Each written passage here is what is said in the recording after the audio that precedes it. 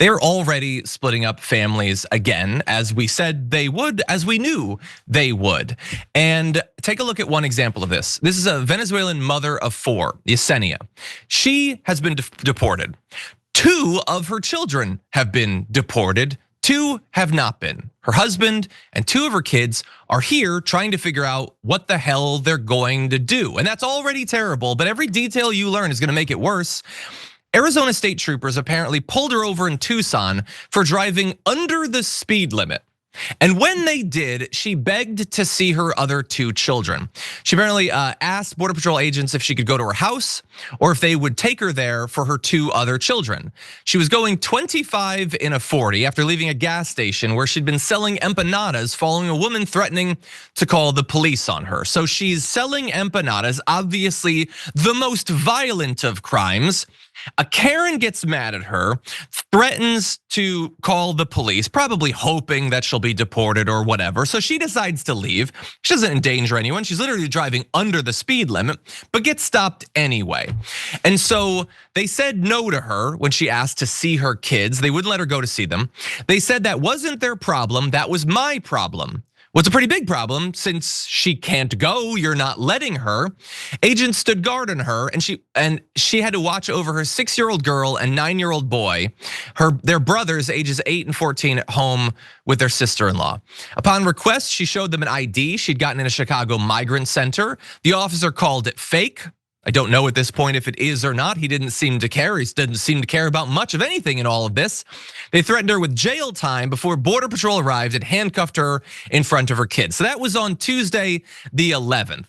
So then until Friday the 14th, her family had no idea where she or the 2 children were because ICE wouldn't let her make a call. So one would have to imagine that when your wife and 2 of your children disappear and 3 days go by, you are 100% certain that best case scenario, they've been kidnapped, possibly murdered and left for dead somewhere.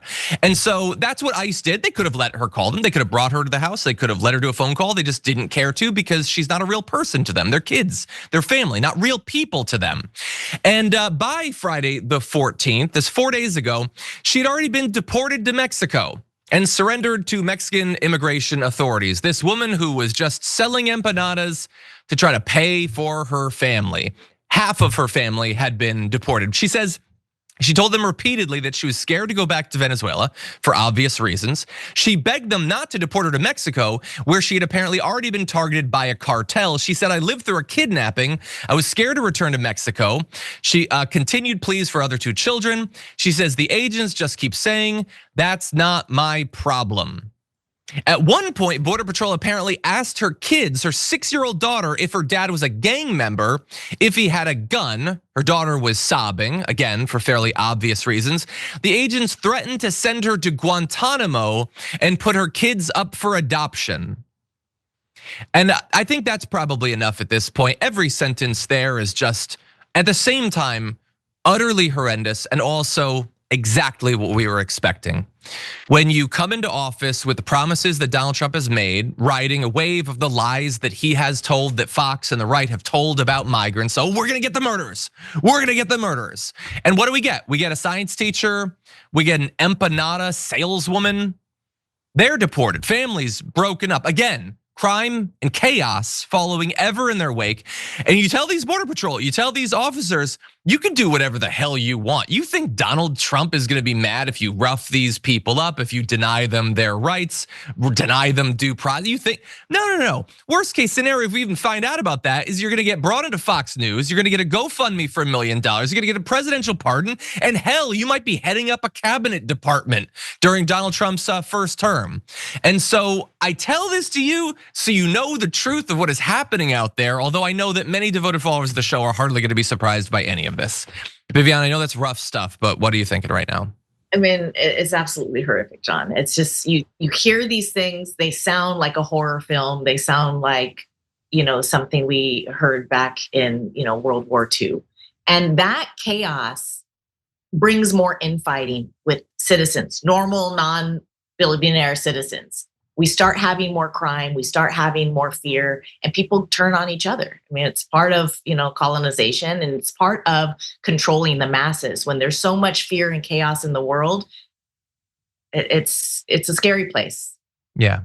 Yeah, and this is maybe one of the least important parts of this, but we've all had the experience, since the pandemic and everything, of weaponized Karenism all over the country.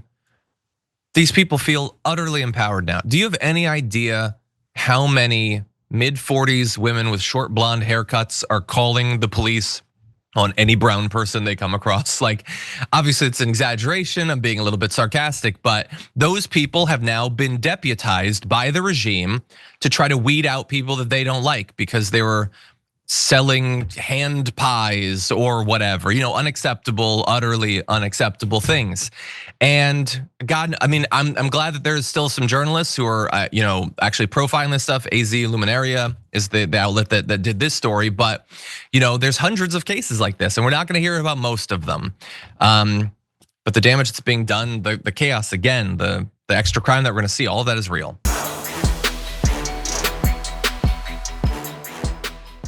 Thanks for watching our video. Did you know that you can support our show by becoming a subscriber? Just click the subscribe button and also ring the bell so that you get notifications when we're live or when we post new content.